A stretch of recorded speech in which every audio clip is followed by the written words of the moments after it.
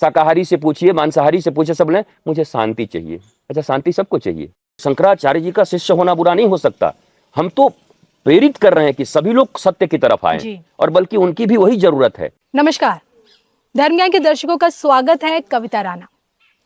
प्रयागराज की धरा पर विश्व का सबसे बड़ा धार्मिक ग्लोबल इवेंट महाकुंभ, जहां जाकर आज हर कोई आनंदित महसूस कर रहा है, आनंद में है।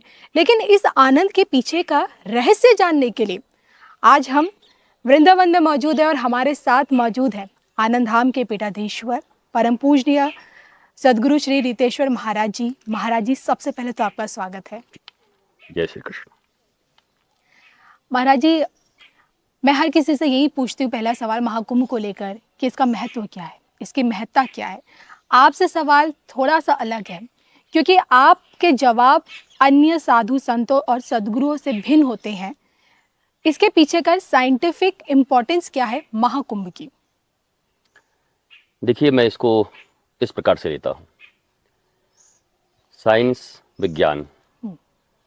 विज्ञान आपको क्या देता है, ज्ञान आपको क्या देता है, इस दुनिया में जो कुछ भी आप कर रहे हैं वो आपको क्या देता है और आप किस लिए कर रहे हैं। आप एक ही चीज़ के लिए सब कुछ कर रहे हैं, how to live a blissful life. मेरा जीवन आनंदित हो, मैं शांति से रहूं, प्रसन्नता मेरे भीतर हो। तो महाकुंभ का साइंटिफिक रीज़न क्या है? अब मैं बहुत अल्फ़ा बीटा गामा ये सब करके बात करूं तो हो सकता है कुछ % लोग समझें। मैं आपसे सीधी सीधी बात कहता हूं, आध्यात्म वो विज्ञान है जहां पर मनुष्य अपने अंदर में बहुत बड़े उथल पुथल से जो गुजर रहा है, जो उसके भीतर अभाव हैं, जिसके कारण वो दुखी है, तनाव में है, उससे निवृत्ति पाने का और उसका एकमात्र उपाय अगर कुछ है तो आध्यात्म में है, और यही इसका विज्ञान है। एक वैज्ञानिक इन्वेंशन करते हैं, किसी चीज़ को खोजते हैं, ढूंढते हैं कि भाई ये पत्ती हरी होती है, ये क्लोरोफिल के कारण है। तो अब क्लोरोफिल के कारण हरी है ये जान करके गांव में एक आदमी जो भूखा है या जो एक आदमी स्ट्रेस में है अपने प्रोफेशन को लेकर के, वो क्लोरोफिल जान के क्या करेगा, ये क्लोरोफिल से मेरा क्या होने वाला है जी। उसे तो ये जानना है कि मेरे मन के भीतर शांति कैसे मिले, मैं जहाँ भी हूँ उसी जगह रह करके अपने जीवन को आनंदित कैसे बना सकता हूँ। तो महाकुंभ में आध्यात्म का मेला लगा है। महाकुंभ में कोई ऐसा ऑटो एक्सपो नहीं लगा है, कोई नई चीज़ें आकर के बनाई नहीं गई हैं। वो सारी चीज़ें इनर हैं, आउटर वहाँ कुछ भी नहीं है। और आउटर जो कुछ भी है, माला है, तिलक है, ये कपड़े हैं, ये वस्त्र क्यों धारण करना चाहिए, क्यों सूर्य मकर में अर्थात जब लोअर से अपवर्ड की ओर जा रहे हैं, अर्थात सूर्य दक्षिणायन से उत्तरायण की ओर जा रहे हैं, उस समय बृहस्पति ग्रह कहाँ पर है, उस समय जल की स्थिति क्या है, 3 बजे सुबह आप स्नान करने जा रहे हैं, आपके शरीर में 70% से ज़्यादा जल है, उस जल का उस मकर संक्रांति के समय में इन 1.5 महीनों में क्या असर है, ये सब तो बहुत अध्ययन का विषय है। तो सीधी सीधी बात यह है कि आपको अपने जीवन में, इस 70 साल 80 साल के जीवन में जो जो समस्याएं हैं, आंतरिक समस्याएं, उन समस्याओं से मुक्ति का एक जो पथ है, जिसे साधु संत ऋषि महात्मा शास्त्र कहते हैं, सत्य जानने का अवसर है, सत्य से जुड़ने का अवसर है। हम दुखी हैं असत्य के कारण, हम दुखी हैं मृग तृष्णा के कारण, हम दुखी हैं केवल अट्रैक्शन और अफेक्शन के कारण। लेकिन हम कैसे सत्य में स्थित हो सकते हैं, कैसे जहां भी हैं, जिस अवस्था में हैं, जिस प्रोफेशन में हैं, हम आनंदित कैसे रह सकते हैं। तो ये अंतिम रास्ता है। ऐसा होता कि दो जैसे पार्टियां होती हैं, दो चुनाव में पार्टी हुई, 10 पार्टी हैं, अगर 10 चीज होती तो बड़ा आसान होता कि हम किसी और को चुन लेते। पर ये एकमात्र रास्ता है सत्य जानने का, आनंदित होने का, उसको आध्यात्म कहते हैं। और 144 साल के बाद संगम के तट पर लगा ये महाकुंभ हमें उस सत्य को अपने भीतर में खोजने में सहायता देगी, और जो जन्मों तक न हो सका या इस जीवन में न हो सका, शायद वहां जाकर हमारा जीवन परिवर्तित हो और उस सत्य पर चलते हुए हम आनंदित हो सकें। इसके लिए इस महाकुंभ का महत्व है। गुरुजी, जो लोग महाकुंभ जा रहे हैं, जो इस वक्त जो लोग प्लानिंग कर रहे हैं जाने की, जो वहाँ है, उनके लिए मैं आपसे जानना चाहती हूँ कि जब हमें इतना बड़ा दुर्लभ मौका मिला है महाकुंभ में जाने का, ये सौभाग्य प्राप्त हुआ है, तो क्या कुछ ऐसी गलतियां हैं जो हमें नहीं करनी चाहिए? देखिए, वो गलतियाँ अच्छी बात है। गलतियाँ तो हर जगह, हम अभी वृंदावन में यहाँ बैठे हैं, आप नोएडा में अपने स्टूडियो में भी बैठे हैं जी। और महाकुंभ में जाएं। मैं सबको एक नहीं कर रहा हूँ, ऐसे तो होगा, पूरा अर्थ ही एक है, अर्थ पूरी पृथ्वी एक है, लेकिन महाकुंभ कुछ विशेष तो है। भाई, जब हमें भूख लगता है तो हम किचन की तरफ भागते हैं, वहाँ जा करके माँ से भोजन लेकर के प्राप्त कर लेते हैं, परंतु फिर हमें जब कहीं और जाना है, शौचालय की तरफ, फिर हम जाते हैं। फिर हमें एयर लेना है तो हम ओपन जाके गार्डन में घूमते हैं। जी। वैसे ही महाकुंभ विशेष तो है, बहुत विशेष है। तो एक चीज़ हमारे यहाँ कही गई है कि तीर्थ स्थान में, तीर्थ क्षेत्र में या आध्यात्मिक जीवन में प्रवेश करते समय पुण्य करने पर वो अगर लाख गुना हो सकता है, तो पाप करने पे भी लाख गुना हो सकता है, करोड़ गुना हो सकता है। ओके। तो केवल और केवल एक ही गलती हो सकती है कि उस कुंभ में अपने सत्य, आनंद, प्रेम और खोज के सिवा आप किसी और चीज के लिए गए हैं तो आप ठगे जाएंगे। आप वहां से भी एक कोई साधारण चीज लेके आ जाएंगे। हो सकता है इस कुंभ में आपको 10 लाख का लाभ हो जाए, कोई जो बिक्री कर रहे हैं, पर उस कुंभ से उन संतों से उन्होंने कुछ सीखा नहीं कि आखिर ये कहाँ तक जा करके हमें शांति मिलेगी।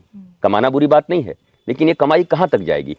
एलन मस्क हो जाने के बाद भी वो स्पिरिचुअलिटी के कारण वो शांति हमारे भीतर आ पाएगी कि नहीं। तो इस कुंभ में जब आप जाएं तो एक ही भावना के साथ जाएं कि मुझे सत्य को ढूंढना है, मुझे अपने जीवन के आनंद को ढूंढना है।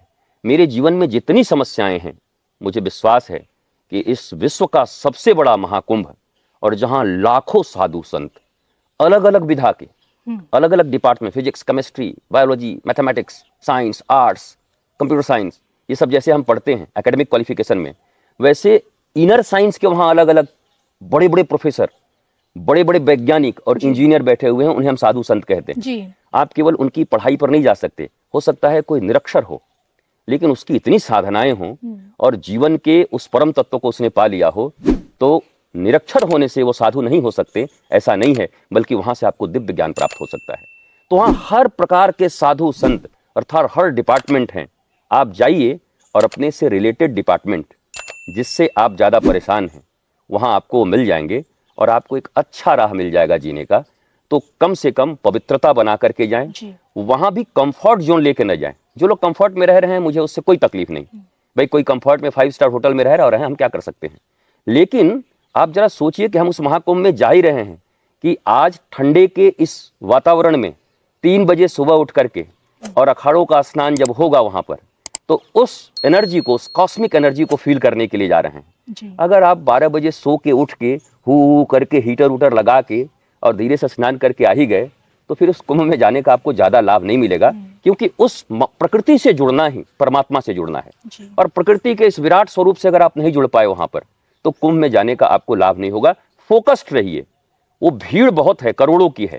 कोई मेला खींचेगा, कोई दुकानदार खींचेगा, कोई रिलेशन खींचेगा, कोई अफेक्शन खींचेगा, कोई अट्रैक्शन खींचेगा, पर आप इतने फोकस्ड रहिए कि इतना ज़्यादा यहाँ पर अपने कानों पर, आंखों पर ऐसे, मैं कह सकता हूँ, फिल्टर लगा लीजिए कि आपको जो सुनना है वही सुनाई पड़े।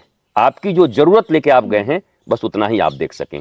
मैं तो ज़्यादा अच्छा उनको भी मान सकता हूँ जो पॉकेटमारी करने के लिए गए हैं, तो वो एकदम फोकस्ड हैं। उनको कुंभ के स्नान से कोई मतलब नहीं है कि भाई कुंभ का स्नान हुआ कि नहीं हुआ, हमको आज 100 पॉकेट मारना है, तो वो फोकस्ड हैं। तो आप अगर जा रहे हैं कुंभ स्नान में, आप सनातनी हैं, मनुष्य हैं, सत्य की खोज में जा रहे हैं, तो आप भी पूरा फोकस्ड रहें और जाकर के फोकस्ड होकर के उस सत्य को खोज के रिवील करके ले आए। लेकिन यहाँ कुछ लोगों के मन में दुविधा है, अगर वो अमृत स्नान में नहीं जा पा रहे, अमृत स्नान नहीं कर पा रहे, तो अन्य दिनों का स्नान क्या उन्हें अमृत समान ही उन्हें पुण्य दे पाएगा? देखिए, मैं उसको केवल एक्सटर्नल स्नान तो कह नहीं सकता। जैसे लोग कहते हैं कि कभी कभी वो हमारे पूर्व के साधुओं ने कहा कि भाई आपके मन का मैल जा नहीं रहा है, आप गंगा में स्नान करके क्या करोगे। लेकिन गंगा के स्नान से मन का भी रिलेशन है। गंगा वो पवित्र धारा है और पवित्र स्मृतियां हमारे जीवन में इतनी पूर्वजों से आई हुई हैं कि कहीं ना कहीं हमारे जीन में वो चीज है। और गंगा के स्पर्श से मन का भी मोचन हो सकता है, तन का तो होगा ही, मन का भी हो सकता है। तो मैं ये कहूँगा कि जो लोग अमृत स्नान नहीं कर पा रहे हैं, उनको दुखी होने की जरूरत नहीं है, क्योंकि महाकुंभ ही मनाया इसीलिए जाता है कि वहां अमृत की बूंदें गिरी हुई हैं, और अमृत की बूंदें गिरी हैं इसलिए महाकुंभ लगा है।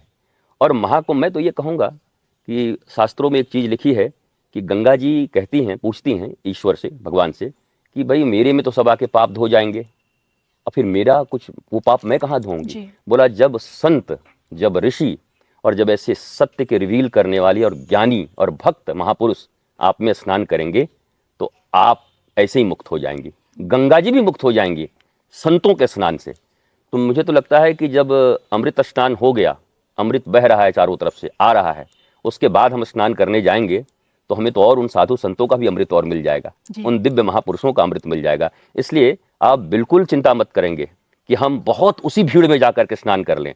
जब जैसी सुविधा मिलती है इस 1.5 महीने के भीतर में आप जाकर के स्नान करके, लेकिन जो संत हैं, जो साधु हैं, जो तपस्वी हैं, जिन्होंने कंफर्ट जोन त्याग दिया है, वो अपने अनुसार सब कुछ करेंगे, क्योंकि उन्हें और परासत्य को खोजना है।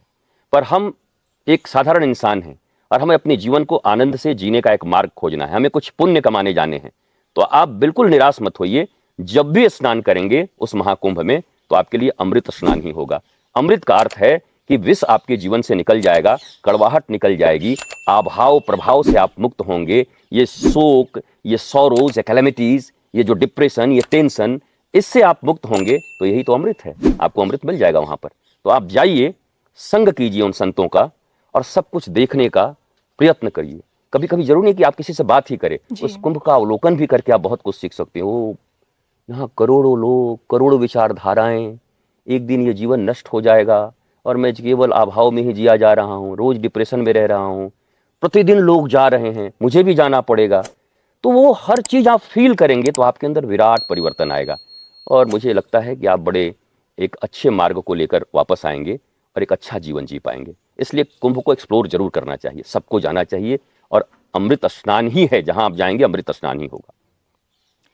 जो लोग मोह माया में फंसे हुए हैं, संसारिक मोह माया में, अगर मैं अपना एग्जाम्पल लूं तो अगर मैं वहां गई तो होता है कि कुछ लेके आना है, कुछ ना कुछ मेटेरियलिस्टिक चीजें, जल ही लेके आना है। आपसे जानना चाहती हूँ, जब कोई वहां जा रहा है तो उसे महाकुंभ की मिट्टी से अपने साथ क्या वापस लेके आना चाहिए जो उसके जीवन को एक सत्यता का आईना दिखा पाए? देखिए, जो लोग संगम का जल लाते हैं उनकी भावना पर तो हम कोई बात कहेंगे नहीं। वो परम भावना है कि ये संगम का जल है और लाखों ऋषियों ने स्नान किया है, माँ गंगा, यमुना, सरस्वती का ये है, उठा कर ला रहे हैं। कोई रज उठा के लाएगा, कोई कुछ लेकर आएगा, कुछ प्रतिमाएं लेकर आएंगे, मूर्तियां लेकर आएंगे, कोई ध्वज लेकर के आएगा।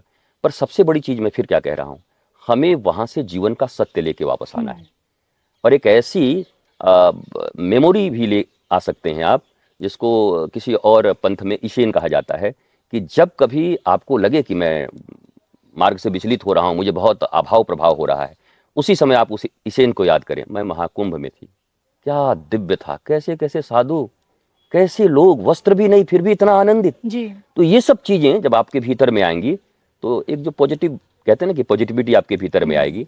हालांकि ये अंतिम उपाय नहीं है, ये जो कहते हैं बी पॉजिटिव, ये अंतिम उपाय नहीं है जी। ये हम इतने टूट चुके हैं और इस युग में अध्यात्म और धर्म इतना विकृत हो चुका है, सब कुछ बिल्कुल मेले में और बाजार की तरह हो चुका है कि उनको समझाने के लिए कहा जाता है कि बी पॉजिटिव, भाई आप पॉजिटिव रहिए, सब कुछ ठीक रहेगा। लेकिन पॉजिटिव तो सत्य को जानने वाला ही रह सकता है। असत्य में रहने वाला व्यक्ति, कभी कोई रावण, कभी कोई हिरण्यकश्यपु, कभी कोई हिरण्याक्ष, कभी कोई कंस, पॉजिटिव रह कैसे सकता है? वो तो हर समय सोता भी है। हम तो वृंदावन के हैं, मथुरा यहीं पर है, तो कंस जब किसी काली चीज को देखता था तब भी उसको कृष्ण याद, अरे बादल आया, अरे कृष्ण आ गया। लोग तो मस्ती में ये कहते हैं कि दाल में जीरा देख लेता था तब भी बोलता था अरे कृष्ण आ गया, काला कृष्ण आ गया। तो वो तो भय में है हर समय, उसके जीवन में अभाव है। तो आप पॉजिटिव भी तभी हो सकते हैं जब आप सत्य को रिवील करेंगे, जब आप सत्य को समझेंगे। धर्म अलग है, आध्यात्म अलग है। जब आप अपने भीतर सत्य को ढूंढते हैं, आपके भीतर भी आपका ये पूरा बॉडी एक तंत्र है जी। एक इंजीनियर है जो बाहर में चीजों को बना रहा है, ऐसा आर्किटेक्ट बना देंगे, ऐसा सुंदर कर देंगे, इस यंत्र को बना देंगे, बटन दबाते ये हो जाएगा। वो हमारे शरीर को सुविधा दे रही है, पर एक पूरा का पूरा तंत्र संसार अंदर है। उसके इंजीनियर बनने के लिए हम महाकुंभ में जाते हैं। ये जो आंतरिक इंजीनियरिंग हमारी है वो सीखने के लिए जाते हैं। ये मन इधर उधर क्या कर रहा है भाई? मन कुछ भी खाओ, मन मानता ही नहीं, 2 दिन के बाद ऐसा ही हो जाता है। जी। ये हमारे बुद्धि क्यों इतना बिगड़ रही है? हमारे चित्त में हमेशा क्यों उदासी छाया रहता है? उस इंजीनियरिंग को समझने के लिए, रिवील करने के लिए हम उस महाकुंभ में जा रहे हैं। उसे आध्यात्म कहते हैं। और जब आप उसको रिवील कर गए, जान गए और उस पर चल रहे हैं, आचरण कर रहे हैं, तो उसे धर्म कहते हैं। तो पहले आध्यात्म है, धर्म तो बाद में आता है।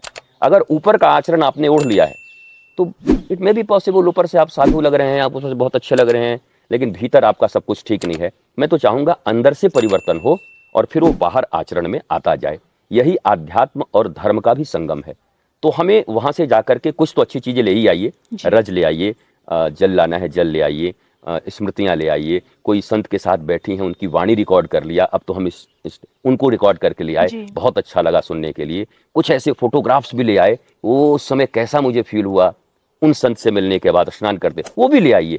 वो सब आपको कुछ ना कुछ, वो स्मृतियां आपको बार बार सत्य को खोज के लिए आपको प्रेरित करेंगी कि मैं वहां गई थी, कितना आनंद था, और फिर आके इसी झमेले में फंस गई। तो झमेला का मतलब ये नहीं कि आपको संसार छोड़ के भागना है। आप जहां भी हैं अपने भीतर में सत्य का खोज करते रहिए, आनंद का खोज करते रहिए, ब्लिसफुल स्टेट ऑफ माइंड। देखिए अल्टीमेटली हमें क्या करना है, हमारा माइंड का स्टेट क्या होना चाहिए? ब्लिसफुलनेस। हमें भोजन मिला, नहीं मिला एक टाइम, पर ब्लिसफुलनेस कहीं ना जाए। इस स्टेट को प्राप्त करने के लिए हम आध्यात्म में जा रहे हैं। ऐसा नहीं कि आधे घंटे अगर नहीं मिला तो पूरा विश्व में परमाणु बम मार देंगे आधे घंटे भोजन। अगर किसी तानाशाह को आधे घंटे भोजन न मिले तो पता चला वो उसने बम गिरा दिया किसी देश पर, अच्छा तूने मेरा भोजन रोक दिया, और बोला लाखों करोड़ों लोगों को मार दिया। पर हमारा माइंड कैसा हो, बोला राजा नल पर विपद पड़ी तो भूजी मछली जल में पड़ी। 49 दिनों तक भी खाना न मिला, 48 दिनों तक, तब भी प्रभु का स्मरण कर रहे हैं कि प्रभु लगता है आज नहीं खाना ही अच्छा होगा, आपने नहीं दिया है, पर मैं चेष्टा कर रहा हूं प्राप्त करने का। ऐसा नहीं कि मैं चुपचाप बैठ गया हूं, वो मलुकदास जी की तरह। वो भी एक अलग बात है कि अजगर करे न चाकरी, पंछी करे न काम, दास मलुका कह गए सबके दाता राम। वो तो ठीक है, लेकिन मैं वर्किंग हूं, मैं वर्क कर रहा हूं। मैं देखो ठाकुर जी, ये आपने जो प्रोफेशन दिया है मैं ईमानदारी से निभा रहा हूं। मैं हारा नहीं हूं, पर मैं थका नहीं हूं, थकने वाला मैं नहीं हूं, क्योंकि आप मेरे भीतर हो और ये पूरा जग आध्यात्म में समाहित है, कण कण में आप हो, और आपकी मर्जी के बिना पत्ता हिलता नहीं। तो मुझे लगता है आज आपकी यही इच्छा है, तो आपकी इच्छा का सम्मान है मेरे भीतर में। तो ये स्टेट प्राप्त करने के लिए हम आध्यात्म में जाते हैं। ये कोई बाजारवाद, धर्म प्रचार का तंत्र, ये तंत्र वो तंत्र। आप कैमरा लेकर यहाँ आई हैं, आप बैठी हैं, पर वृंदावन के आनंद को भी आप फील कर पा रही हैं। ये लाडली निकुंज में बैठ करके यहाँ इतनी साधना हुई है, इतना राधा नाम हुआ है, उसको भी आप फील कर पा रही हैं। या तो आप सीधा आ सकती हैं, अरे मेरी ड्यूटी है, आज मिला है ड्यूटी, चलो यार कहाँ कहाँ के बाबा आ जाते हैं, कुछ ना कुछ पूछना ही है, बाबाओं का ही जमाना आ गया है, वो सोच के आ सकती हैं। आधे घंटे तक झेल झाल के यहाँ से गई, कैसा लगा? झूठी मुस्कुराहट, एयर होस्टेस की तरह मुस्कुरा के चली गई। एक आप आई, मैं सिर्फ दुनिया वालों के लाभ के लिए नहीं आई हूं। मेरे इंटरव्यू करने से हो सकता है लाखों लोगों को लाभ होगा, जब इनकी बातों को सुनेंगे उनका लाभ होगा। ये मेरे लिए परोपकार है, मैं तो कर रही हूं, पर मैं खुद के लिए भी आई हूं। मैं जब मिलूंगी तो खुद के लिए भी बहुत कुछ समझूंगी, अपने भी कुछ प्रश्न करूंगी उनमें, क्योंकि मेरे जैसे करोड़ों लोग इस दुनिया में हैं। सबके मन में, मन भी हमारा कॉमन है, मनुष्यों का मन कॉमन है, प्रश्न एक ही तरीके के हैं, अलग अलग। हमारे प्रोफेशन अलग हैं, प्रश्न एक है। आप दुनिया में एक्टर से पूछिए, कंडक्टर से पूछिए, कॉन्ट्रैक्टर से पूछिए, आप नेता से पूछिए, आप स्पिरिचुअल गुरु से पूछिए, दुनिया में फसल उगाने वाले से पूछिए, शाकाहारी से पूछिए, मांसाहारी से पूछिए, सब ने मुझे शांति चाहिए। अच्छा, शांति सबको चाहिए, कॉमन है, तो मन के प्रश्न तो एक हैं सबके। तो उन्हीं प्रश्नों का हल मुझे यहाँ मिल जाए। तो जब आप इस तैयारी से कहीं जाती हैं, नहीं नहीं नहीं नहीं, मैं कोई बाहर रोल सिर्फ निभाने के लिए थोड़ी आई हूँ इस दुनिया में, मुझे अपने आंतरिक जीवन को भी इसी दौरान ठीक करना है, अपने लिए मैं आई हूँ। और इसके कारण ये बाई प्रोडक्ट है कि करोड़ों लोगों का लाभ हो जाए। पहले तो इतना तो सेल्फिश होना चाहिए, स्वार्थी होना चाहिए जी। स्वार्थी व्यक्ति ही परमार्थी हो सकता है। जो स्व के अर्थ को नहीं जानता वो परम अर्थ को क्या जानेगा? पहले खुद के अर्थ को जानेंगे, फिर परम अर्थ को जानेंगे। तो मुझे लगता है कुंभ में जाना, कुंभ में जाकर कुंभ को एक्सप्लोर करना आजकल ना युवाओं का है ना। मैंने कुंभ एक्सप्लोर किया, बोला ये खाए वो खाए। मैंने वृंदावन को एक्सप्लोर किया, क्या बोला वो भल्ला खाया, वो चाट खाया, वो दही खाया। मैं मना नहीं कर रहा हूँ, उसको भी एक्सप्लोर करिए कि हाँ वो खाते समय आपको कृष्ण याद आ गया, यार ऐसे ही दही होती होगी, ऐसा ही दूध होता होगा। लेकिन केवल दही और दूध ही कृष्ण नहीं है, कृष्ण गीता भी है। कृष्ण डिप्रेशन में पड़े हुए अर्जुन को अपनी वाणियों से उबार देते हैं। जो आदमी सो गया कि अधर्म के विरुद्ध मुझे कुछ नहीं करना, मैं ऐसे ही स्वीकार कर लेता हूं, उनको अधर्म के विरुद्ध उन्होंने खड़ा कर दिया कि ये सिर्फ तेरा मामला नहीं है, तू तो डिप्रेशन में है ही, तेरे को देख करके आने वाली पीढ़ियों में भी लोग यही कहेंगे कि अर्जुन सही था, इसलिए तुम्हें ये काम करना पड़ेगा। तो हम इसके लिए भी इस जीवन में आए हुए हैं, वृंदावन में आए हुए हैं। ऐसे महाकुंभ में जब जाइए तो हर चीज एक्सप्लोर करने का प्रयास कीजिए, लेकिन थक मत जाइएगा। कुंभ 40 किलोमीटर में है, पता चला पूरा कुंभ हम ही देख लेंगे तो देख तो कुछ नहीं पाएंगे, वहीं जाकर के पहले सोएंगे 1 दिन 2 दिन और आकर के 5 दिन और सोएंगे, सर्दी खांसी हो जाएगी, बोला कुंभ तुम्हारा बढ़िया हो गया।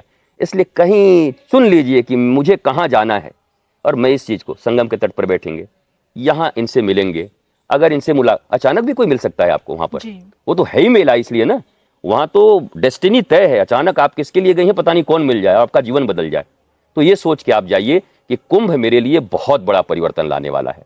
ये भाव लेकर के आप जाएंगे तो प्रकृति और परमात्मा इस भाव को पूर्ण कर देंगे। बिल्कुल। और यहाँ आके तो देखिए मौका मुझे मिला, पहली बार भी मिला, यहाँ भी मिला, और आपसे बात करके, और यहाँ पे जो महसूस होता है, आनंद ही महसूस होता है। शायद यही कारण है कि हम आनंद धाम में हैं। आपने आश्रम का नाम आनंद धाम रखा, लेकिन उन लोगों का क्या जो महाकुंभ किसी कारणवश नहीं जा पा रहे, वो अपने अंदर की शांति को कैसे ढूंढेंगे? देखिए, आज तो डिजिटल मीडिया है, ये मीडिया है, तो कुंभ के इतने सारे फोटोग्राफ्स, रील, लाइव सब चल रहे हैं जी। एक तो कम से कम इस क्रांति ने हमें लाइव जोड़ दिया वहां से कि कुंभ में न रह के भी, बेडरूम में बैठ के भी कुंभ को हम देख पा रहे हैं, एक्सप्लोर कर पा रहे हैं। तो अगर किसी कारणवश नहीं जा पा रहे हैं और कुंभ की भावना ही आपके मन में है जी। और कुंभ को आप टीवी पे ही देख रहे हैं, अपने मोबाइल पर ही देख रहे हैं, बस ये भावना रखिए, प्रभु इस कारण से तो मैं पहुंच नहीं पाया, परंतु मैं भी संगम में स्नान कर रहा हूं। प्रेम, शांति और आनंद, इन तीनों के मिलन को ही संगम कहते हैं। जहां प्रेम है, शांति वहीं पर है, आनंद वहीं पर है, ब्लिसफुल वहीं पर है, ब्लिसफुलनेस वहीं पर है। तो ये तीनों चीजें यहीं पर बैठे बैठे मैं कैसे एक्सप्लोर करूं, कैसे ध्यान धारणा करूं, कैसे सीखूं चीजों को, कैसे ओवरकम करूं उन चीजों से जो चीजें मुझे परेशान कर रही हैं। और आपने सुना ही होगा, भावग्राही जनार्दन, फिर आंखों को बंद करके कभी और 1-2 बूंद अश्रु जल निपतित करते हुए ये भी कह दें, हे तीर्थराज संगम, मैं आ तो नहीं पाया, पर मैं मन से तो आप ही के पास हूँ और ये मेरा मानसिक स्नान हो रहा है, मुझे पुण्य दीजिए। तो मुझे लगता है कि सनातन धर्म वैज्ञानिक धर्म है जी। तो विज्ञान भी ये कहता है, जब आप जिस चीज का चिंतन करते हैं तो उस समय आपके पास होता है, आपके अंदर होता है। तो कुंभ स्नान का भी फल आपको मिल जाएगा अगर नहीं जा पा रहे हैं। बिल्कुल दुखी होने की बात नहीं है। भारत की जनसंख्या 150 करोड़ की करीब पहुंच रहा है, सारा विश्व 8 अरब है और 200 करोड़ से ज्यादा लोग इसको मानने वाले लोग हैं। तो 200 करोड़ लोग तो नहीं आएंगे, सभी तो नहीं आएंगे, पर दिल तो सबका होगा वहां पर, तो उनको भी वही फल मिल रहा होगा, मैं ऐसा विश्वास करता हूं। उनके लिए परमात्मा ने फिर कभी कुंभ लिखा होगा, कहीं और लिखा होगा, तो चले जाएंगे। दुखी होने की तो बिल्कुल बात नहीं है। मुझे कुंभ का फल मिल रहा है, बिल्कुल। ज्ञान गंगा जी। इसी महाकुंभ में कई ऐसे चेहरे जो चर्चा में है। एक चेहरा है जिनका नाम है जो सोशल मीडिया पे छाई हुई है, हर्षा रिझारिया। आपने भी शायद वो नाम सुना ही होगा। अभी कैलाशानंद गिरी महाराज जी के निरंजनी अखाड़े में रथ पर सवार होकर वो भी गई थी, अमृत स्नान उन्होंने किया, और जिसके चलते बवाल मच गया। साधु संतों ने इसका विरोध किया। विरोध का कारण क्या है? जो तर्क दिया जा रहा है, जो हमारे शंकराचार्य हैं, अभिमुक्तेश्वरानंद सरस्वती महाराज जी हैं और एक और आचार्यों का कहना है कि जो अभी ये तय नहीं कर पाए कि सन्यास की दीक्षा लेनी है या शादी करनी है, उसे संत महात्माओं के शाही रथ पर जगह दिया जाना उचित नहीं है। श्रद्धालु के तौर पर शामिल होती तब ठीक था, लेकिन भगवा कपड़ों में शाही रथ पर बिठाना पूरी तरह गलत है। मैं महाराज जी देखिए, पहले आपसे यहाँ ये जानना चाहती हूँ, अगर मैं संतों के बीच में शाही रथ पे बैठती हूँ, और क्या भगवा वस्त्र एक साधु सन्यासी ही धारण कर सकता है या एक आम आदमी भी धारण कर सकता है? देखिए, प्रश्न कैसा है मैं बता रहा हूँ। एक कोई युवक युवती, देखिए हम तो पहले हमारा कोई एक नाम है, नाम के बाद एक टाइटल है, तो मैंने उस टाइटल में अपने आप को बांधा जी। फिर टाइटल से थोड़े ऊपर उठे तो क्या बोले, हम पुरुष हैं, हम स्त्री हैं। फिर हम थोड़े और बड़े हुए, फिर क्या बोले, पुरुष स्त्री तो क्या है, हम एक आत्मा है, तो हम लिंगात्मक भेद से भी ऊपर उठ गए। आध्यात्म तो हमें उस परावस्था तक ले जाने के लिए बना हुआ है कि जहां पर सारे भेद मिट जाएं। तो स्त्री पुरुष की तो कोई बात ही नहीं है। कोई भी, हमारे यहाँ गार्गी हुई कितनी बड़ी महान विदुषी, हमारे यहाँ सती अनसुईया। तो और नारी की पूजा तो हमारे ही सनातन धर्म में है ना, सनातन संस्कृति में नारी को सबसे, और प्रकृति नारी ही जननी है, तो कहीं भेद तो नहीं है। कोई भी लड़के लड़की यंग जा रहे हैं, कुंभ को एक्सप्लोर कर रहे हैं। अब सनातन शास्त्र एक है, धर्म शास्त्र है जी। अखाड़ों का एक नियम है और एक सारी मर्यादाएं हैं। तो उन मर्यादाओं के अनुरूप जहां हम एलिजिबल नहीं हैं, मुझे बहुत कुछ आता है लेकिन आईआईटी में मेरा एडमिशन नहीं हुआ है, तो मैं आईआईटी में जाके क्लास तो नहीं कर सकता, बैठ नहीं सकता। बल्कि आईआईटी का कोई आदमी मेरा दोस्त हो तो मैं एकांत बैठ करके उससे सब कुछ पूछ सकता हूँ कि आज का क्लास में क्या हुआ, मुझे भी बताओ, मैं समझ सकता हूँ। मुझे लगता है धर्म, मैंने अभी कहा आपको, अध्यात्म क्या है? सत्य हमने जो रिवील किया, भीतर में जो कुछ जाना, जो कुछ समझा और जो कुछ से हमारा परिचय हुआ, और अब उसके अनुसार जीवन में जीना, आचरण करना, वो धर्म है जी। तो धर्म पथ पर चल रहे साधु संत महापुरुष शंकराचार्य और जो लोग हैं, उन्होंने जो कुछ भी कहा तो उससे असहमति नहीं होनी चाहिए कि जरूर वो, उनका आना बुरा नहीं हो सकता, उनका किसी संत शंकराचार्य जी का शिष्य होना बुरा नहीं हो सकता। हम तो प्रेरित कर रहे हैं कि सभी लोग सत्य की तरफ आए, और बल्कि उनकी भी वही जरूरत है। और वो हमारी बहन हैं, बेटी हैं, हमारी माता जैसी हैं, सभी हैं, वो आए।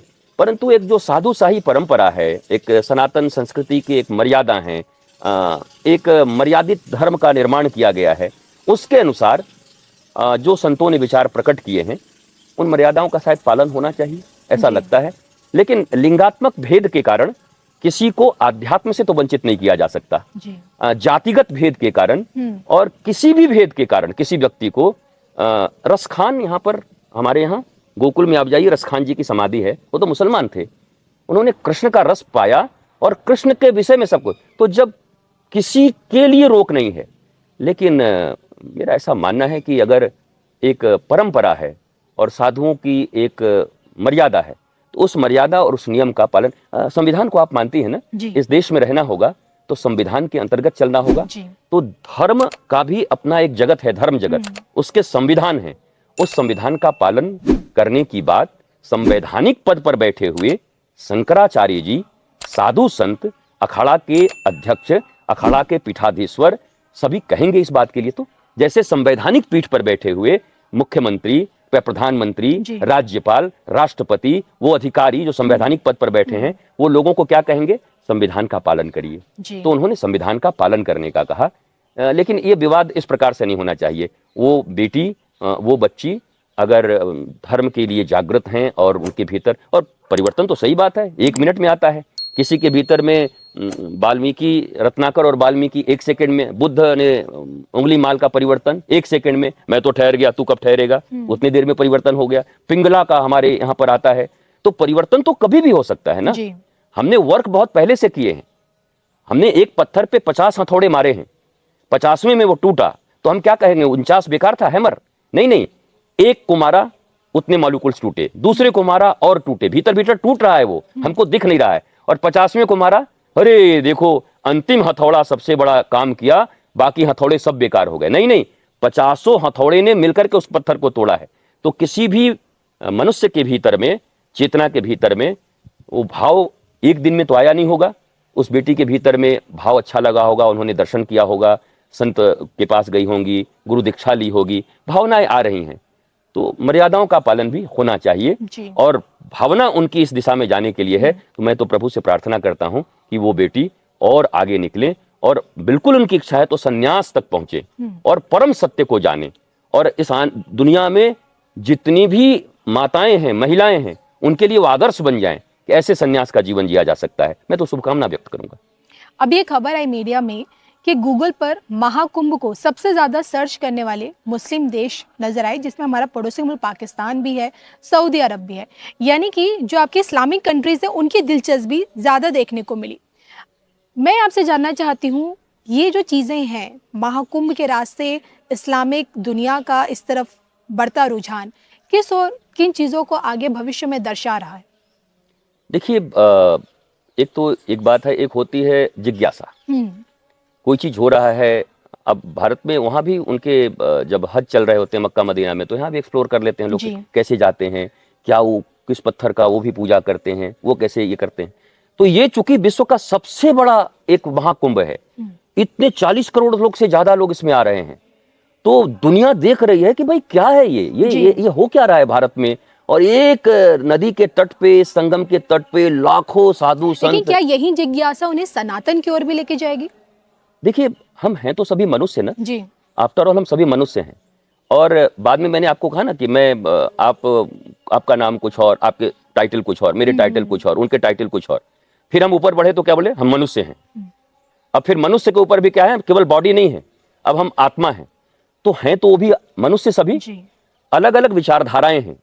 अगर कोई किसी ऐसे विचारधारा में है जिस विचारधारा से पूर्ण संतुष्टि नहीं मिल रही है, तो पूर्ण संतुष्टि और पूर्ण आनंद के लिए हम विचारधाराओं की तरफ आ भी सकते हैं। हो सकता है वो विचारधारा उनको आकर्षित कर रही हो कि सत्य को खोजने का तरीका सनातनियों के पास सबसे श्रेष्ठ है। और सनातनी कोई हम पेटेंट करा के थोड़ी बैठे हुए हैं। जी। ईश्वर तो सबके लिए है ना, वो तो केवल मनुष्यों के लिए भी नहीं है। हमारे यहाँ कहा है धर्म की जय हो, अधर्म का नाश हो, जी। प्राणियों में सद्भावना हो। प्राणी में हम जो बैठे हुए हैं, ये वृक्ष जिसके नीचे हम सब आप बैठे हुए हैं, इनमें भी प्राण है, तो हम तो इनकी भी बात कर रहे हैं।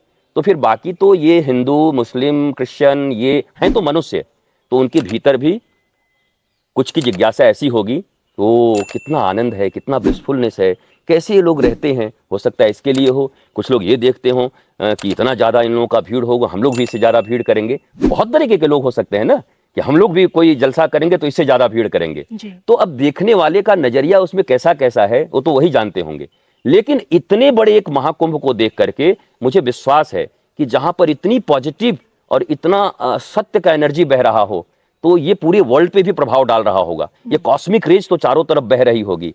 हवाएं तो बंधी हुई नहीं हैं भारत और पाकिस्तान के बॉर्डर पर। पाकिस्तान का हवा इधर आ जाता है, भारत का हवा उधर चला जाता है, तो ये चाइना के बॉर्डर से भी बंधी हुई नहीं है। तो ऐसे ये जो कॉस्मिक रेज हैं, ये जो सनातन की रेज है, ये जो ऊर्जा है, ये जो एनर्जी है, इस एनर्जी को तो बांधा नहीं जा सकता। ऊर्जा को तो आप बांध नहीं सकते। तो हो सकता है उस ऊर्जा को वो भी महसूस कर रहे हों, और महसूस करके उनके भीतर में भी उस ऊर्जा को जागृत करने का अवधारणा बन रहा हो। बहुत सारी चीजें हो सकती हैं। हम डेफिनेटली कैसे कह सकते हैं कि नहीं नहीं वो तो हमसे प्रभावित हो गए जी, या हम कह सकते हैं अरे हमको हो सकता है कुछ गड़बड़ करने के लिए देख रहे हो। जी। तो विभिन्न प्रकार के लोग हैं और अलग अलग विचारधाराओं से देख रहे होंगे। बट वी होप, हम होप कर सकते हैं कि चूंकि हम शांति, आनंद और प्रेम की गंगा वहां बहा रहे हैं, और ये हवाएं उधर भी जा रही होंगी, तो उस स्थान के मनुष्यों को भी लग रहा होगा कि हमें भी ऐसा जीवन चाहिए, शांति का जीवन। मैं तो ऐसा ही होप कर सकता हूं, और ऐसा ही होना भी चाहिए। महाकुंभ की इसी भव्यता के बीच जब खबर आई बीते दिन अग्निकांड की, सेक्टर 19 में आग लगी, जिसमें देखिए जनहानि तो नहीं हुई, और लेकिन कुछ टेंट जले। लेकिन मैं आपसे जानना चाहती हूँ, ये जो दुर्घटना हुई अग्निकांड को लेकर जो हुई, क्या हम इसे समझें कि ये किसी भविष्य में किसी अनहोनी का संकेत जो हमें प्रकृति दे रही है, या हम प्राणियों से कहीं कोई ऐसी भूल हो गई है जिस कारण ये दुर्घटना हुई? देखिए, इस यूनिवर्स में क्या छिपा है, इसको तो पूरा पूरा कोई जानता नहीं।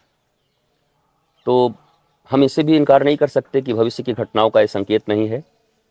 और चूंकि प्रेजेंट में हम जी रहे हैं, तो हमें ये देखना है कि किस कारण से आग लगी जी। तो उसके लिए हमें सतर्क होना होगा। इतना बड़ा महाकुंभ है, तो एक जगह आग लग गई, इससे हम व्यवस्था के करने वालों को भी चैलेंज नहीं कर सकते कि उन्होंने व्यवस्था नहीं की। आपने सुना है ना, कभी कभी अभी सोशल मीडिया पे देखते हैं, घर में 4 मेहमान आ जाएं तो उथल पुथल मच जाता है, और जहां 40 करोड़ लोग आ रहे हैं। तो ये घटना से दो चीज है। एक तो हमें वो ढूंढना चाहिए उस स्तर पर, जो उस कॉन्शियसनेस पे जो लोग हैं, चेतना के उस स्तर पर, ऊर्जा के उस स्तर पर हैं, वो संत व महात्मा, वो उसको उस रूप से देखेंगे कि भाई ये कुछ संकेत देखो ऐसा चल रहा है। जी। और हम जो प्रेजेंट में वहां लोग जो जी रहे हैं, हमको ये मिला कि भाई जाओ तो कम से कम देखो ये अगरबत्तियां, ये दीपक, ये सब फूस का जहां पर बना हुआ है, थोड़ा बी अवेयर, थोड़ा ध्यान से, सावधानी से, सजगता सिखा रही है। जी। ये अग्निकांड भी हमें सजगता सिखा रही है, प्रशासन के लिए भी और सिखा रही है कि अच्छा हम लोगों को अब ये भी करना पड़ेगा कि भाई फूस का है, आप लोग देखिए व्यवस्था बनाइए, यहाँ पर अग्नि का ऐसा प्रयोग नहीं होना चाहिए। तो सबके लिए कुछ ना कुछ साइन है, सबके लिए कुछ ना कुछ दे रहे हैं। इसलिए उसको इनकार करने वाला आदमी तो अज्ञानी ही हो सकता है। अरे बेकार है, आग लग गई तो भविष्य का क्या है। नहीं नहीं नहीं नहीं, आप पूरे यूनिवर्स को तो नहीं जानते। बहुत सारी चीज़ें तो इंस्ट्रक्शन में ही आती हैं। पक्षियों की भाषा भी हमारे ऋषि समझा करते थे। हमको तो अपने घर वालों की भाषा समझ में नहीं आ रही है, एक दूसरे देश की भाषा समझ में ठीक से नहीं आ रही बिना सीखे। हम वृक्षों की भाषा हमारे ऋषि मुनि समझते थे, तो वो कोई भाषा तो होगी भगवान की। अग्नि भगवान का मुख है, तो भाषा तो कुछ होगी भगवान की। जी। और उस प्रकृति, उस परमात्मा की भाषा को कुछ डिकोड कर पाएंगे वो लोग जो चेतना के उस स्तर पर, ऊर्जा के उस स्तर पर होंगे। तो ये भी डिकोड होना चाहिए। बिल्कुल। जहाँ तक मैं जानती हूँ, आप भी बहुत जल्द अब हमें महाकुंभ में हमें भी आपके वहाँ दर्शन होंगे आगे मौनी अमावस्या के आसपास। लेकिन आपसे जानना इसलिए एक सवाल इसलिए क्योंकि ये सवाल जब मैं महाकुंभ में थी, मैंने वहाँ पे ग्राउंड रिपोर्टिंग की, तो वहाँ पे भी उनसे पूछा कि 2013 के कुंभ में और आज 2025 के महाकुंभ के बीच में क्या आपको कहीं कोई फर्क नजर आया? महाराज जी, आपको जो वहाँ से तस्वीरें देखने को मिली, जो खबरें आ रही है, आपको क्या लगता है पहले के कुंभ में और अब के महाकुंभ में क्या अंतर आपको खुद महसूस हुआ? देखिए, मैं जब देखता हूँ पहले की कुंभ और आज के महाकुंभ में व्यवस्थाओं के स्तर पर, तो नो डाउट व्यवस्थाएं अच्छी हुई हैं। जी। जो एक फिजिकल व्यवस्थाएं हैं अच्छी हुई हैं। और अब आप और एक चीज और देख रही हैं, मीडिया का एक बहुत पॉजिटिव रोल भी दिख रहा है कि आपने जैसे हर्षा बिटिया के बारे में बात कर ली, फिर आपने अभी एक बहुत अच्छे आईआईटीएन भी आकर के, वो भी आकर के बहुत अच्छी बातें कर रहे हैं, सत्य को रिवील करने की बातें कर रहे हैं। उसको भी लोग अलग अलग एंगल्स देख रहे हैं। कुछ लोग कह रहे हैं पागल हैं, कुछ लोग कह रहे हैं नशेड़ी है, कुछ लोग कह रहे हैं माँ बाप से ये करके आया है, अलग अलग। परंतु सत्य और सनातन के लिए कुछ बातें, जो बातें वो कर रहे हैं, वो बातें भी यूथ्स को बड़ी अट्रैक्ट कर रही हैं। और यूथ्स को क्यों, मुझे क्यों नहीं करेंगी? अगर कोई सनातन की बात करेगा तो मुझे अट्रैक्ट क्यों नहीं करेंगी? अगर कोई कह रहा है कि अंतिम यही है भाई धर्म, चलते जाओ चलते जाओ चलते जाओ, आपको आना तो यहीं पड़ेगा एक दिन, मतलब सत्य की खोज में आपको आना पड़ेगा। तो अगर कोई सत्य बात कह रहा है तो उस कुंभ से आज मीडिया ने रातों रात उस सत्य को खोज करके पूरी दुनिया में पहुंचा दिया। हो सकता है 10 लोगों तक वो बात पहुंच पाती, 4 लोग से वो मिलते, भीड़ में खो जाते। पर यहां पर देखिए हम मीडिया का रोल देखते हैं कि सत्य का और अध्यात्म का प्रचार और प्रसार लोगों तक पहुंचाने में देवर्षि नारद जैसे पहले मीडिया मैन थे, वैसे ही देवर्षि नारद की तरह आज उन बातों को हर जगह पहुंचाया जा रहा है। तो ये कुंभ बिल्कुल बदला हुआ तो है। मैं चेतना के स्तर पर भी कहूंगा, भारतवर्ष में कभी एक युग में ऐसा हुआ करता होगा, पर चेतना के स्तर पर भी पहली बार सनातन के प्रति इतना रुझान, सत्य जानने का रुझान।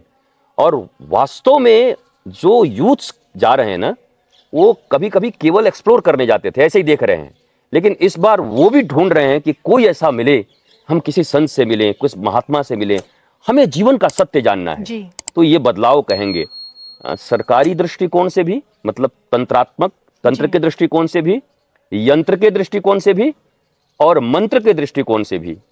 अब हम होप करेंगे कि षड्यंत्र न हो वहां पर, बस तंत्र ठीक है, मंत्र और ऊंचाइयों पर जा रही है और यंत्र भी काफी दिख रहा है। षड्यंत्र से हम बचें तो लगता है ये महाकुंभ हमें बहुत कुछ दे जाएगा।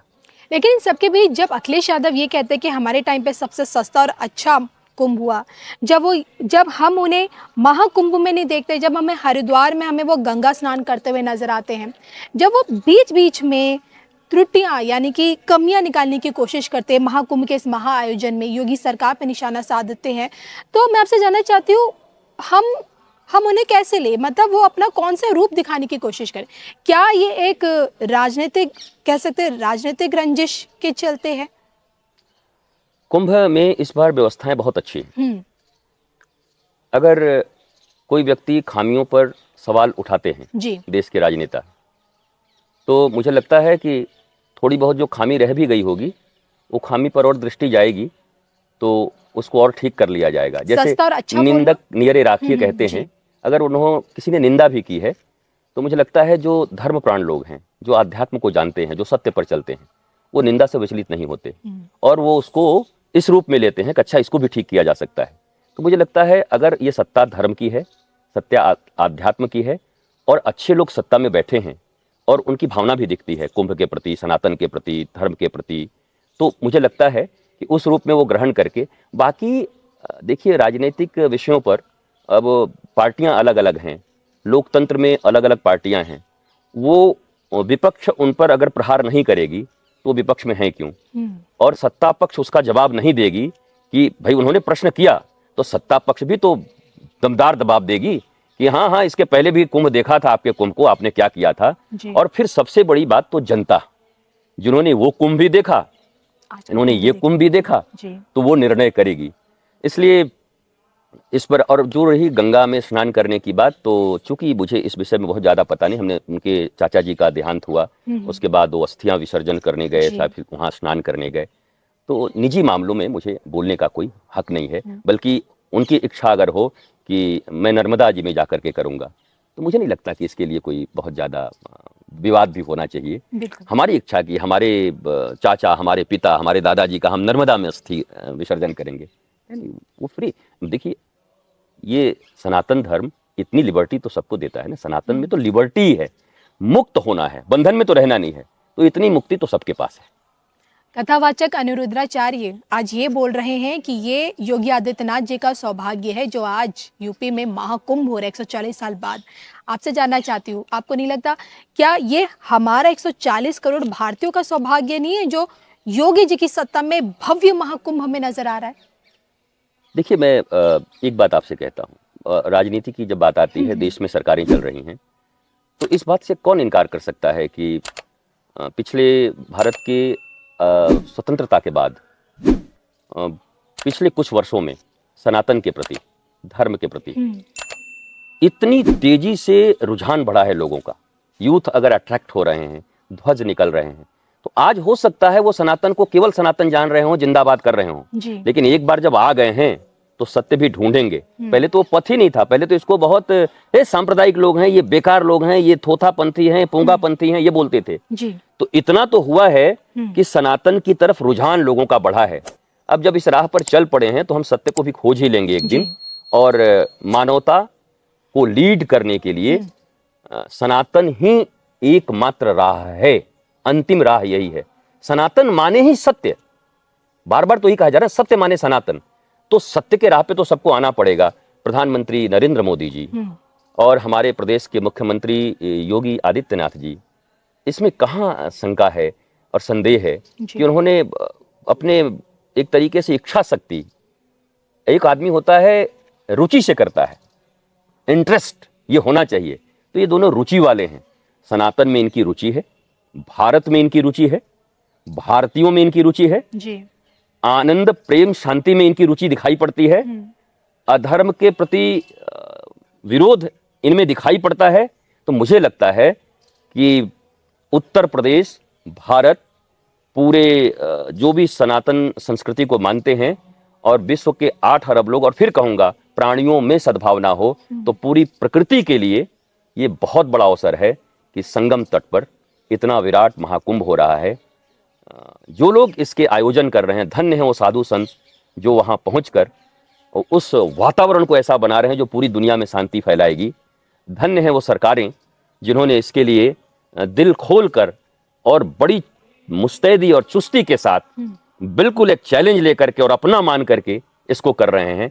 धन्य है वो आम सनातनी लोग और वो सत्य को खोजने वाले लोग जो इस महाकुंभ में सत्य को खोजकर केवल अपना ही मंगल नहीं करेंगे। अगर वो सत्य को खोज गए तो वो पूरे विश्व का मंगल कर सकते हैं। एक आदमी विश्व का मंगल कर सकता है अकेला। आप कह रहे हैं ना कि एक योगी आदित्यनाथ की इच्छा शक्ति ने आज क्या कर दिया, तो उसी में से एक सत्य खोज के निकल जाए कोई सनातनी, साधु, युवा, तो पूरे विश्व को ही बदल सकता है। तो सब धन्य हैं, हम सब धन्य हैं कि ये धन्यता का विषय है कि महाकुंभ वहां पर हो रहा है। सब अपने अपने फील्ड में, अपनी अपनी जगह पर, अपने अपने श्री कृष्ण के नेतृत्व में इस महाभारत के युद्ध को सब लड़ रहे हैं शांति लाने के लिए। तो सबको धन्यवाद। 27 जनवरी को धर्म संसद प्रयागराज यानी कि महाकुंभ की मिट्टी पर, और सबसे बड़ी बात है कि वहीं पे ऐलान किया जाएगा सनातन बोर्ड के गठन का। आपसे जानना चाहूंगी कि सनातन बोर्ड का गठन कितना जरूरी है आज की डेट में? देखिए, इसकी जरूरत भी है महाराज जी, ये भी बताइए। आज के 10 वर्ष पहले अयोध्या में जब हम थे तो हमारा बहुत बड़ा एक कार्यक्रम हुआ, प्रेस कॉन्फ्रेंस हुई, वो सब सारी मीडिया में बाइट्स हैं। हमने कहा कि हम तभी अपने सनातन संस्कृति को और भारत को बचा सकते हैं जब हम अपना एक बोर्ड बनाएं, सनातन संस्कृति का हमारा एक बोर्ड बने और उस बोर्ड के तहत तय हो कि हमें शिक्षा कैसे मिलनी चाहिए, हमें उन चीज़ों का अधिकार मिलना चाहिए। और उसी के ऊपर धीरे धीरे ये चेतना सब में बढ़ रही है, ये बातें आगे बढ़ रही हैं। सनातन बोर्ड का ज़रूरत इसलिए भी है कि अगर इसी देश में एक जगह पर वक्फ बोर्ड है जी, तो फिर सनातन बोर्ड क्यों नहीं। और अगर आपको लगता है कि कोई बोर्ड नहीं होना चाहिए, कोई नहीं होना चाहिए, तो वक्फ क्यों? तो फिर वक्फ भी नहीं होना चाहिए। और मुझे ऐसा लगता है कि एक सब बोर्ड हटा करके आप बना लीजिए ना, फिर कहिए कि संविधान बोर्ड बना लीजिए। भाई संविधान शब्द से सबको प्रेम है, उस संविधान शब्द से तो मुझे नहीं लगता कि किसी को भी अभी आजकल थोड़े बहुत जो प्रॉब्लम है, लोगों को कहते हैं हम संविधान मानते हैं और आप लोग धर्म मानते हैं। हम भी संविधान मानते हैं, संविधान जहां समता का विधान हो, सबके लिए बराबर विधान हो। तो बराबर का विधान तो यही हुआ ना कि आपकी मूल संस्कृति की रक्षा के लिए कोई चीज है ही नहीं। आपके मंदिरों पर भी सरकार के नियंत्रण है, मंदिरों के सारे चढ़ावे सरकार के खाते में जा रहे हैं और वो खर्च तो सब पर हो रहा है, पर सनातन संस्कृति तो पीछे रह जा रही है। जिन आस्थावान लोगों के कारण, जिस संस्कृति से प्रेरित होने के कारण इस भारत के जीडीपी का एक बहुत बड़ा हिस्सा मंदिरों के चढ़ावे से आ रहा है, उसका खर्च कहां हो रहा है? उसका खर्च उस संस्कृति को बढ़ाने के लिए तो नहीं हो रहा है, उसका खर्च तो पता नहीं कहां कहां हो जा रहा है। तो ये बोर्ड का मांग उचित है और बोर्ड के लिए लोगों को आगे बढ़ना चाहिए। संत इसका मांग उठा रहे हैं और सरकार इस पर चिंतन करे और जनता मिलकर के आगे आके बताए। फिर सरकार अगर कोई रास्ता रखती है, संत सरकार जनता मिल करके, कि ठीक है नहीं रहेगा तो बनाइए एक भारतीय बोर्ड बनाइए जो सबके लिए एक होगा। और जिसकी बात मैं करता हूं, कॉमन सिविल कोड जी, समान नागरिक संहिता कानून भारत के लिए। अब समान नागरिक संहिता कानून में चूंकि भारत सनातनी देश रहा है, आज भी है, तो सनातन परंपराओं के अंतर्गत ही, सनातन परंपरा मतलब ह्यूमन परंपरा, मानवीय परंपरा, उस परंपरा के अंतर्गत ही हमारी पढ़ाई, हमारे विचारधारा, हमारे यहाँ पर चिकित्सा की पद्धति, आयुर्वेदम की और प्राकृतिक चिकित्सा की, ये सब चीजें जैसे जैसे पढ़ेंगी मनुष्यता आनंदित होगी, ये हमारे लिए होगा, चीजें सस्ती होंगी। आज मेडिकल साइंस बहुत महंगा हो गया है, हम जैसे जैसे प्रकृति के करीब आएंगे, और ये तो सनातन में ही है, प्रकृति के करीब जाओ तो प्रकृति के करीब आएंगे तो सब चीजें सस्ती होंगी और हम आराम से जीवन जी रहे होंगे। इसलिए वर्तमान में इस बोर्ड का मांग उचित है और मुझे बहुत प्रसन्नता होती है कि मुझसे पहले उनसे आप करपात्री जी महाराज, स्वामी करपात्री जी महाराज, उनसे पहले साधु संत, सब ने इस देश के सनातन संस्कृति और सनातन धर्म की रक्षा और अक्षुण्णता और उसके अनुसार ये शासन चले, इसके लिए प्रयत्न किया है। और उसी कड़ी में 70 साल के लिए हम लोग भी इस पृथ्वी पर आए हुए हैं, 70, 80, 90 साल के लिए। तो हमारे द्वारा भी जो काम होना है, मतलब एक अच्छी बात है ना कि आप जिस कॉलेज में या जिस फैकल्टी में पढ़ रही हैं, तो आप अपना सिलेबस पूरा करिए, हम अपना सिलेबस पूरा कर रहे हैं, वो अपना सिलेबस पूरा कर रहे हैं, तो ये सिलेबस भी पूरा होना चाहिए, मांग उठनी चाहिए, बननी चाहिए, नहीं तो एक फिर नया चीज आए, कुछ कॉमन नागरिक संहिता कानून, और वो सनातन के आधार पर ही होगा। जाते जाते बस एक ही सवाल, ग्राउंड रिपोर्टिंग में मैंने सबसे एक ही सवाल पूछा, जहाँ पे जो लोग आए हुए थे वहाँ पे, कि देश का अगला मोदी कौन, सबने एक ही नाम लिया, योगी योगी योगी। सवाल ये है कि लोकसभा चुनाव को अभी 1 साल भी नहीं हुआ है, 2025 चल रहा है, तो क्या समय आ गया है सत्ता परिवर्तन का? योगी युग की शुरुआत हो चुकी है क्या? देखिए, ये भी एक राजनीतिक प्रश्न है। आपने ही बताया था कि धर्म और राजनीति दोनों एक है। अब मैं बता रहा हूँ, राजनीतिक प्रश्न है, धर्म के अनुकूल मुझे उत्तर देना है जी। और धर्म कहता है कि वर्तमान में जीना चाहिए। पास्ट इज हिस्ट्री, मैंने ये भी कहा था, मुझे याद है। फ्यूचर इज मिस्ट्री, फ्यूचर हमें पता नहीं और पास्ट हिस्ट्री है, वो पता नहीं। वर्तमान में भारत के वर्तमान प्रधानमंत्री नरेंद्र मोदी जी इस देश के प्रधानमंत्री हैं और देश उचित हाथों में है। और देश में वो उन पार्टी का विजन, देश के लोगों का अपना एक विजन, हमारा आपका विजन, हम क्या अंदर में सोचते हैं क्या होना चाहिए, वो सबका होगा। उनकी पार्टी का भी अपना विजन होगा, संस्थाओं का भी विजन होगा, देश का भी अपना एक विजन होगा। विश्व भी बैठ करके देख रहा होगा कि भारत में इसके बाद कौन आए तो हमारे लिए सुविधा हो, तो वो भी देख रहे होंगे। सब अपने अपने विजन से सोच रहे हैं। तो मैं भी सनातनी हूँ, मैं भी अपने विजन से कुछ सोच रहा हूँगा कि क्या हो। लेकिन मैं वर्तमान में हूँ, मैं वर्तमान में ये व्यवस्थाएं और अच्छी हों, नरेंद्र मोदी जी के हाथों से भारत की सनातन परंपरा का और भारतीयता के लिए, राष्ट्र के लिए, प्रत्येक मनुष्य के लिए और विश्व गुरु बनने की ओर ये जो कदम बढ़ रहे हैं, ये जरूर आगे कहीं ना कहीं बहुत सिद्ध हाथों में जाएंगे। जी। और निश्चित तौर पर हम एक संत हैं और साधु हैं, तो हमारे मन में भावना होगी कि भारत की बागडोर धीरे धीरे संतों के हाथ में जी। आना ही चाहिए। और उनके हाथ में जब आएगा, संत का अर्थ होता है समता में जिसका अंत हो रहा है, मतलब आनंदित लोगों का एक पूरा समूह बनेगा। तो जो भी होगा, जो तय होगा, बड़ा अच्छा होगा। उत्तर प्रदेश में उन्होंने जो करके दिखाया है वर्तमान में, उसके लिए श्री योगी आदित्यनाथ जी की मैं प्रशंसा करता हूं, भूरी भूरी प्रशंसा। और हर क्षेत्र में लॉ एंड ऑर्डर, महाकुंभ, हर क्षेत्र में वो काम कर रहे हैं। बाकी चीजें भविष्य के गर्भ में छिपी हुई। और इसी के साथ मुझे और मेरे दर्शकों को भी हमारे सवाल का उत्तर मिल चुका है। बातचीत करने के लिए और अपना कीमती समय महाराज जी हमें देने के लिए आपका बहुत बहुत शुक्रिया। बहुत बहुत नमन, वंदन, प्रणाम। नमस्कार।